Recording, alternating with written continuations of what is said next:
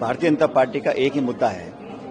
लोकसभा चुनाव में जब 400 की जगह 240 पे अटक गए आकर, अब वो सिर्फ राहुल गांधी जी को टारगेट करने का काम कर रहे हैं।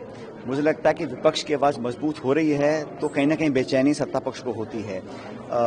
हम लोग हमेशा चाहते हैं कि जो दबे कुचले लोग हैं, गरीब हैं, किसान हैं, जो मध्यम वर्ग है, उनकी बातों को हम सदन में रखें, सदन के बाहर रखें। लेकिन एक ही एजेंडा है भारतीय जनता पार्टी का कि हर इशू पर, हर मौके पर राहुल गांधी जी को उनको क्रिटिसाइज करना है, उनके खिलाफ बात करनी है।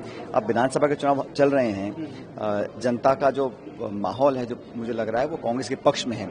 उसको देखकर भी कहीं ना कहीं भाजपा के अंदर कुछ बेचैनी चिंता है, इसलिए इस प्रकार की बातें उनके नेता बोल रहे हैं।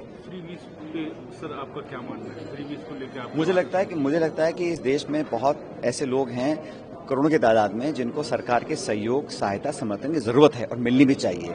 लेकिन ये वो सरकार है केंद्र की जो कहती है कि हम 80 करोड़ लोगों को फ्री में खाना दे रहे हैं, और फिर अगर कोई और दल बोलता है कि हम किसान को बिजली देना चाहते हैं या गरीब की मदद करना चाहते हैं, उसको रेवड़ी बोलते हैं। तो आप ट्रिलियन डॉलर इकॉनमी की बात करते हैं, अर्थव्यवस्था की बात करते हैं, फिर 80 करोड़ लोगों को फ्री में खाना देते हैं, और फिर बोलते हैं कि विपक्ष अगर बोलता है तो वो फ्री भी है।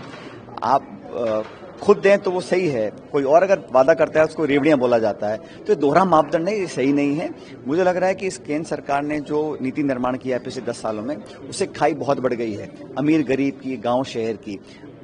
खरबपति करोड़पति लगातार बढ़ रहे हैं, लेकिन जिन लोगों को 2 जून की रोटी नसीब नहीं हो रही, उनकी तादाद बढ़ रही है। तो खाई बढ़ रही है अमीर गरीब की, वो बहुत बड़ा चिंता का विषय है।